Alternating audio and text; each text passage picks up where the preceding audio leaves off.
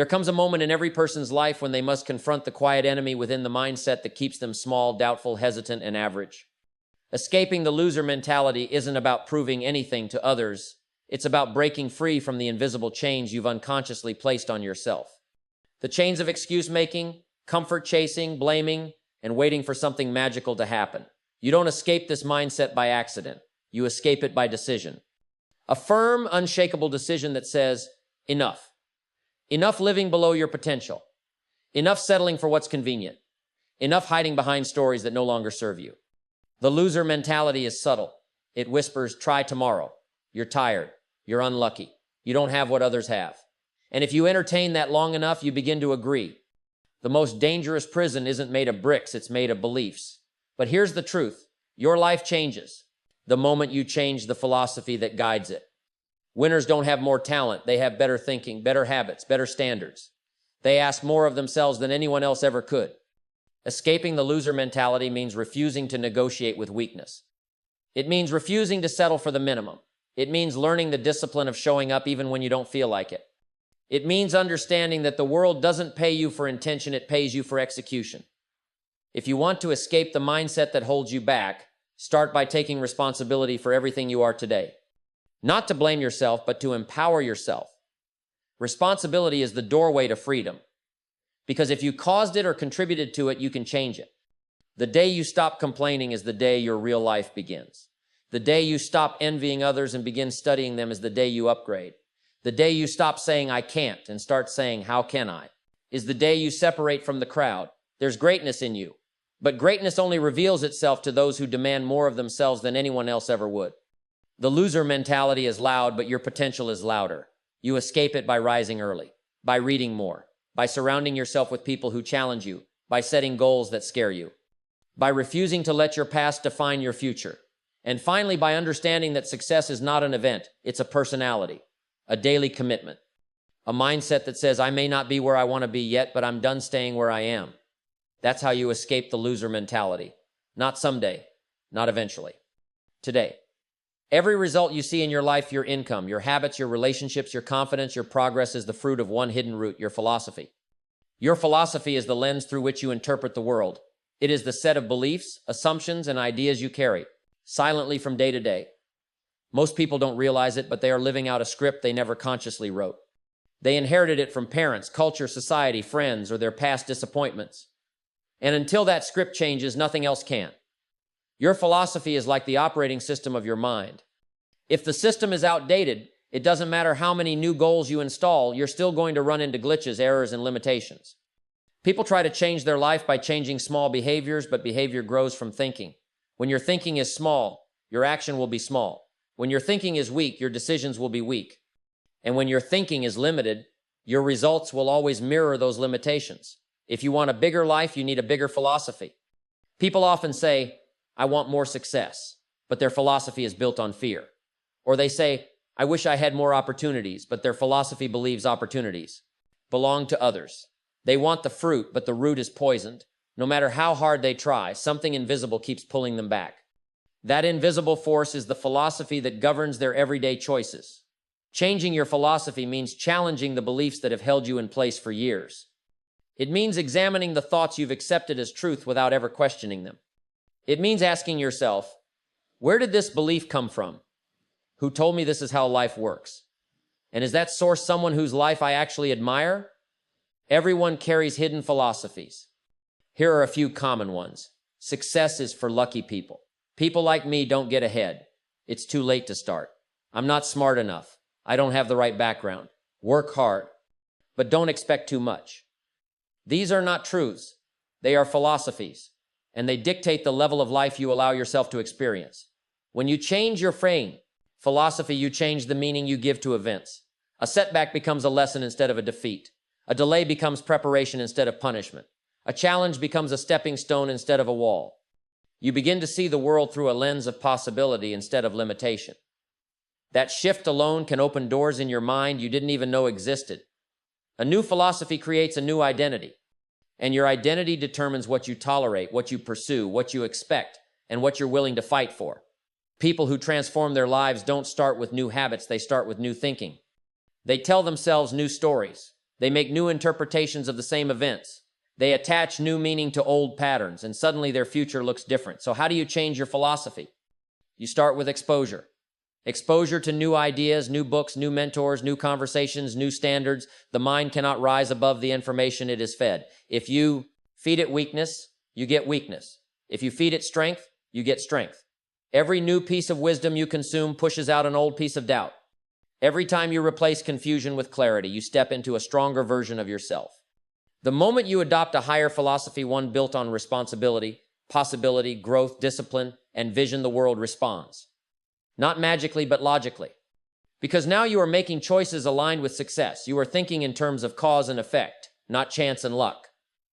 You are acting with intention instead of drifting with emotion. You begin to expect more from yourself because your mind now believes you're worth more. Life is always a mirror. It reflects your dominant thinking. If you see chaos, check your beliefs.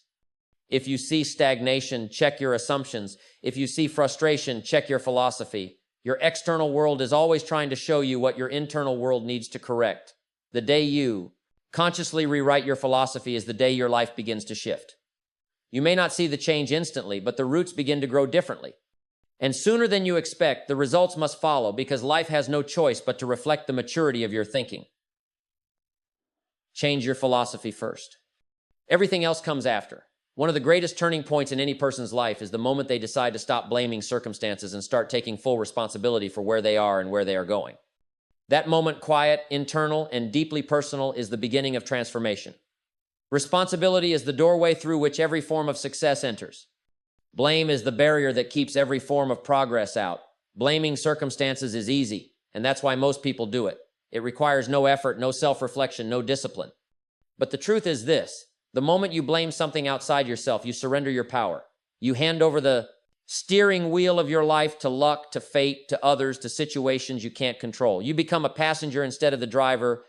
People blame the economy, the weather, their past, their upbringing, their boss, their lack of support, or the timing of opportunities. They say things like, if only I had more resources, if only I had a different childhood, if only someone helped me, if only life were fair. But here's the reality. Every person who has achieved greatness has had obstacles, challenges, and disadvantages. The difference is not in what they faced, but in how they faced it. Those who rise understand a simple rule. You cannot control the outside world, but you can always control your choices, your attitude, and your actions. Taking responsibility does not mean blaming yourself for everything that ever happened. It means owning your response. It means saying, maybe I didn't cause this, but I will control what happens next. That is the mentality that separates the strong from the weak, the leader from the follower, the builder from the complainer. Blame keeps you stuck because it allows you to stay the same. Responsibility forces growth because it demands change. When you take full responsibility, something powerful happens. Excuses begin to disappear. You begin to see how much influence you truly have. You realize that your life isn't shaped by what happens to you, it's shaped by how you interpret it and how you respond to it. Responsibility puts the power back where it belongs, in your hands. Most people don't avoid responsibility because they're incapable. They avoid it because it forces them to confront the truth that they've been operating below their potential, that they've accepted less than they deserve, that they've allowed fear or laziness or excuses to dominate their decisions. Facing that truth is uncomfortable, but it is also liberating. Because once you face it, you can change it. When you stop blaming circumstances, you stop waiting. You stop waiting for perfect timing, for perfect conditions, for someone to rescue you or validate you. You begin to move with purpose because you understand that the clock is ticking whether you act or not. Responsibility creates momentum. You start making decisions with clarity. You stop tolerating low standards. You raise your expectations of yourself. You begin to discipline your emotions. You stop reacting and start planning. You eliminate the habits that drain you and build habits that strengthen you. Suddenly, opportunities that were invisible start to appear because now you're ready to see them. And the beautiful part is this: once you take responsibility, your confidence grows. Not because life gets easier, but because you realize you have the power to influence your life. You stop being a victim of circumstances and become a creator of outcomes. Responsibility is ownership. Ownership of your time, your habits, your reactions, your goals, your progress. Responsibility says, I am not controlled by external events. I am directed by internal principles. The world respects a person who accepts responsibility. Why? Because responsibility creates reliability. Responsibility creates consistency. Responsibility creates character. People follow and trust those who refuse to blame and choose instead to lead their own life. When you take responsibility, you begin to see the connection between your decisions and your results. You stop saying, I had no choice, and you begin saying, I chose this and I can choose differently. Your life becomes a series of deliberate steps rather than accidental outcomes. Yes, circumstances matter, but they do not determine your destiny. Your decisions do. Life will not magically improve because you hope it will. It improves when you take ownership of every area: your health, your finances, your relationships, your discipline, your daily actions. Responsibility forces a new level of awareness. If my life is not where I want it to be, then I must change what I do. And that is the moment everything changes. The day you stop blaming circumstances is the day your real power awakens. The day you take responsibility is the day you begin rising. Not someday. Not when it's convenient. Now. Because the person who takes responsibility today is the person who transforms tomorrow. One of the biggest barriers between you and the life you want is the habit of negotiating with your own excuses. Excuses are the quiet assassins of potential. Laziness is their accomplice. Together, they steal opportunities, drain momentum, and keep your life stuck in a cycle of almost someday and not yet. If you want to escape the loser mentality, you must learn the art of non-negotiation, drawing a line your weaker self cannot cross. Excuses always sound reasonable. That's why they work. They disguise themselves as logic, as fairness, as self-care, as being realistic. But underneath those disguises, they are nothing more than permission slips to remain average. They whisper, you can do it later. You deserve a break. You're too tired. Tomorrow will be better. Or what's the point? And once you start listening, they grow louder and more convincing. Excuses are not loud monsters. They are soft voices. They don't force you. They persuade you. And the moment you negotiate with them, you lose ground. Laziness, on the other hand, is not always lying on a couch doing nothing. Laziness often appears as avoidance, procrastination, distraction, or comfort seeking. Sometimes it looks productive, like organizing your desk instead of starting the work that actually matters. Laziness is any action that keeps you from the action that moves you forward. Most people fail not because they lack talent, opportunity, or luck. They fail because they negotiate with laziness. They allow excuses to enter the conversation. They allow the weaker version of themselves to dominate the stronger version. And they convince themselves that delay is harmless, when in reality, delay compounds into regret.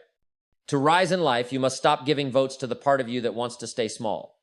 Refusing to negotiate with excuses does not mean you become an emotionless machine. It means you become a person of decision. A person who honors commitments to themselves. A person who understands that discipline comes first and motivation shows up later. When you refuse to negotiate, you create a higher standard for your life. You wake up when you said you would. You finish what you started. You follow through even when you're tired. You act even when it's inconvenient. And slowly, you build a reputation with yourself, a reputation of strength, reliability, and honor. Imagine two voices inside you. Voice has shown the voice of weakness. This voice complains, procrastinates, resists effort, and seeks comfort. It says things like, skip the workout, start next week. No one will know, or it's too hard. Voice hash 2, the voice of strength. This voice pushes you toward growth. It says, do it anyway, keep going. You promised yourself you're capable, and show some character. The quality of your life is determined by which voice you obey more often. Winners aren't louder. They're consistent.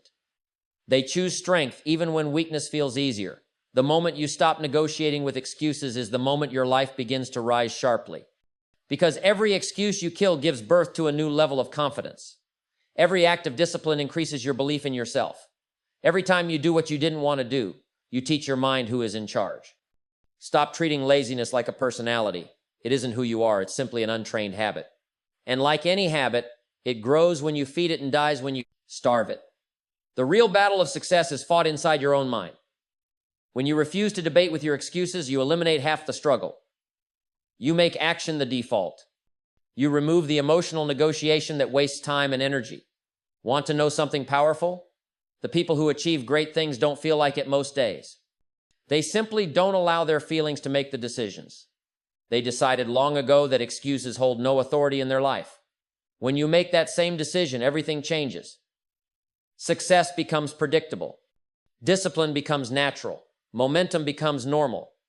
And life begins to reward you, not because you're lucky, but because you're no longer trapped in the endless loop of hesitation. Excuses weaken. Action strengthens. Laziness limits. Discipline expands. Your future self is watching you, and it will either thank you or blame you. Refuse to negotiate. Refuse to delay. Refuse to surrender to weakness. When you do, you'll discover a version of yourself that you didn't even know existed, stronger, sharper, more capable, more unstoppable. That is how you escape the loser mentality. And that is how you rise. Every breakthrough in life begins with one decision, the decision to raise your standards. Your standards are the invisible boundary lines that determine what you accept, how you behave, what you tolerate, and what you pursue. They are the rules you live by, even if you've never written them down. You rise to the level of your standards, and you fall to the level of your standards. If you want a better life, you don't start by asking for more, you start by expecting more from yourself. Most people don't have goals. They have wishes. But even fewer people have standards. A goal is something you want. A standard is something you refuse to live without. A goal is a hope. A standard is a requirement. That difference changes everything. When your standards are low, your results will match them. When your standards are average, your life will be average. But when you elevate your standards, when you demand a higher level of discipline, character, effort, thinking, and behavior, you activate a new level of life. The world responds not to what you want, but to what you insist upon. If you insist on being consistent, your results reflect consistency. If you insist on high effort, your progress will show it. If you insist on integrity, people will trust you. If you insist on growth, you will outgrow old limitations. Raising your standards means you stop allowing yourself to function at a level below your potential. It means you stop letting your emotions dictate your actions. It means you stop accepting excuses from yourself. It means you stop tolerating habits that hold you back. Your standards determine your habits, and your habits determine your destiny. People often say they want success, but their standards contradict that desire. They want financial success, but they maintain a standard of poor money management. They want physical strength, but they maintain the standard of skipping workouts. They want meaningful relationships, but they maintain the standard of low communication or low effort. They want excellence, but they accept mediocrity in their daily actions. Life will not exceed the standards you set for yourself.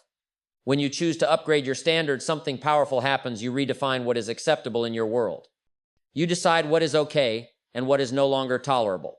For example, instead of "I'll try," your new standard becomes "I'll follow through." Instead of "I'll start tomorrow," your standard becomes "I act today." Instead of "good enough," your standard becomes "as good as I can possibly do." Instead of "I'm tired," your standard becomes "I finish what I started." Instead of "at least I did something," your standard becomes "I do my best." A raised standard is a declaration to yourself, "I'm capable of more, and I will no longer live below that capability." This is not about perfection. It's about expectation. Expectation of effort, of integrity, of discipline, of growth. When you expect more from yourself, you naturally elevate your behavior. And when your behavior elevates, your results follow. Your environment also shifts when your standards rise. People who can't match your new standards will either rise with you or fall away. This is how progress works. You cannot maintain high standards in a low standard environment.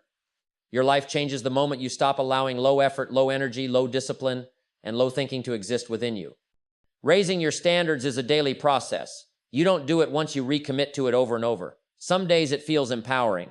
Other days it feels difficult. But every day it makes you stronger. Every day it pulls you away from your old patterns. Every day it shapes you into someone who can handle more, become more, achieve more. When you raise your standards, your identity changes. You stop seeing yourself as someone who tries. You start seeing yourself as someone who executes. You stop viewing yourself as someone who hopes. You start viewing yourself as someone who creates. You stop identifying with the weaker version of yourself and begin claiming the stronger one. And the stronger version of you expects more, not from the world, but from you. Your standards are the foundation of your future. They determine whether you drift or discipline yourself, whether you survive or thrive, whether you repeat your past or create something new. The moment you upgrade them, you shift the trajectory of your entire life. Because the life you dream of will only be built by the version of you who carries higher standards than the one you've been living with so far. And that upgraded version is ready, waiting for you to step into it.